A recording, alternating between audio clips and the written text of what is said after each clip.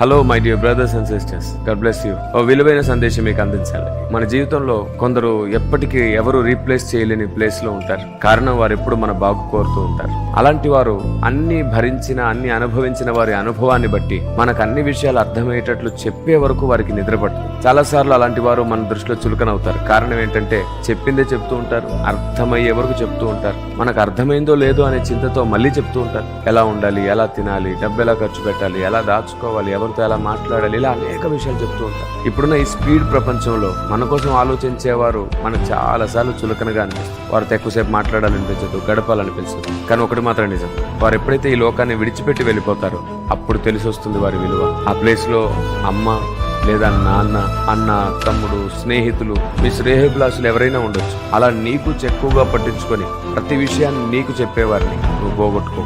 God bless you.